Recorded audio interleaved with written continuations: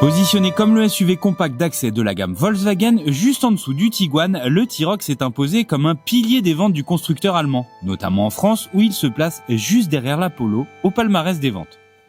En effet, le T-Roc est une star en France et pour cette seconde génération, Volkswagen a soigné ses clients. Le nouveau T-Roc est plus grand, mieux équipé et doté de motorisation électrifiée. Et cerise sur le gâteau, sans augmentation de tarifs. Cette seconde génération grandit de 12 cm afin de satisfaire le besoin d'espace ô combien réclamé par la clientèle.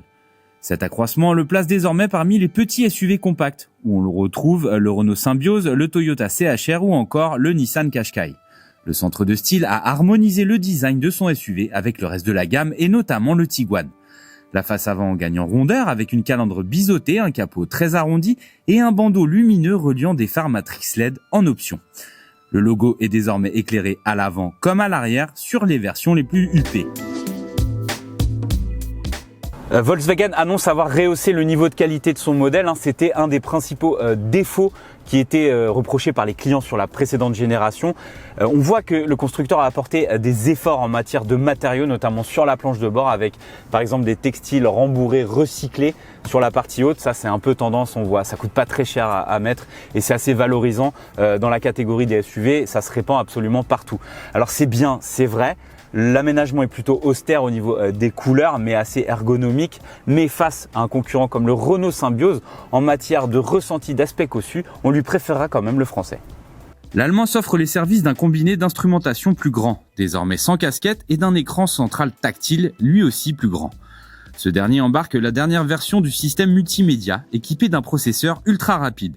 L'accent a été mis sur les fonctionnalités intelligentes, y compris les recommandations basées sur l'IA et sur des profils utilisateurs encore plus personnalisés. Hello Ida. Quelle température fait-il? According to Quizlet.com, it is 18 degrees. Nous l'avons testé, il fonctionne de manière beaucoup plus rapide et intuitive et il regroupe beaucoup de fonctionnalités, même les plus basiques comme la soufflerie, le chauffage.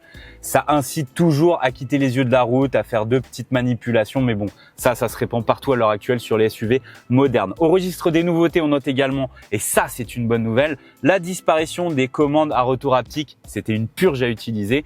Volkswagen revient à de bons vieux boutons physiques. Dernière nouveauté, le déplacement de la commande de boîte de vitesse façon voiture électrique au volant. C'est pratique. Les rangements à bord sont nombreux, que ce soit au niveau de la large console centrale ou des portes. La petite originalité réside dans le système d'ouverture des portes qui s'actionne par un dispositif de gâchette. Le nouveau T-Roc met son augmentation de longueur à profit des passagers et notamment au niveau des places arrière, l'espace progresse aux genoux et 2 adultes de bonne taille voyageront confortablement. Le coffre profite aussi de cet accroissement pour établir sa capacité à 465 litres, ce qui place le T-Roc dans la bonne moyenne du marché. Côté équipement, place aux technologies dernier cri, mais en option. Phare Matrix LED, conduite autonome de niveau 2 ou encore stationnement entièrement automatique pilotable depuis son smartphone. Sous le capot, la nouveauté est aussi de taille. Le T-Roc abandonne son offre de moteur diesel et sera désormais équipé de blocs essence électrifiés. Dans un premier temps avec 2 versions micro-hybrides de 116 et 150 chevaux, puis en 2026, 2 inédites motorisations full hybrides déclinées en 130 et 170 chevaux. Ces dernières sont capables de proposer des phases de roulage en tout électrique. En revanche, pas de version 4Motion ni de Sportive Air en France, jugée trop polluante. La motorisation d'accès, autrefois confiée à un 3 cylindres, est désormais assurée par un 4 cylindres 1,5 litre TSI à micro-hybridation. Il est équipé d'une gestion active des cylindres qui permet de couper 2 cylindres lorsque la demande en couple est faible, dans les embouteillages ou en conduite urbaine par exemple. Elle permet ainsi de réduire la consommation et surtout les émissions de CO2 et donc le montant du malus. Alors certes, on n'a pas la fougue et la vitalité du 3 cylindres, mais en contrepartie, on gagne en souplesse et en niveau de confort, notamment en ville. Cette motorisation à désactivation des cylindres, est très efficace. Tout d'abord, les transitions sont totalement indolores pour le conducteur et ensuite, c'est au bénéfice de la sonorité. C'est hyper discret en ville et de la souplesse d'usage. Vraiment, c'est agréable à conduire, sachant que cette motorisation est livrée d'office avec la boîte automatique à 7 rapports, donc ça renforce l'agrément de conduite. Par contre, pour les autres utilisations, la version 116 chevaux, eh bien sachez qu'elle a un faible niveau de couple, 200 Nm. C'est assez peu, surtout quand on a des passagers à bord. Pour s'insérer sur l'autoroute, pour dépasser, il faudra anticiper, pas trop en demander à cette mécanique. Mais globalement, ça suffit. Le produit correspond à l'étiquette. On en a pour son prix, c'est-à-dire un moteur pas trop puissant, qui consomme pas trop. Et là, pour le coup, c'est réussi. On a relevé une moyenne. Allez, aujourd'hui, on n'est pas dans des conditions réalistes. On est un petit peu en montagne, un peu plus de 6,5 litres, mais on peut facilement descendre sous les 6 litres en conduisant en ville, en zone périurbaine, comme un bon père de famille. Le SUV présente toujours un bon niveau de confort avec un amortissement calibré plutôt souple. Les bosses et les raccords de route sont bien absorbés et la filtration à vitesse de croisière préserve l'ensemble des occupants.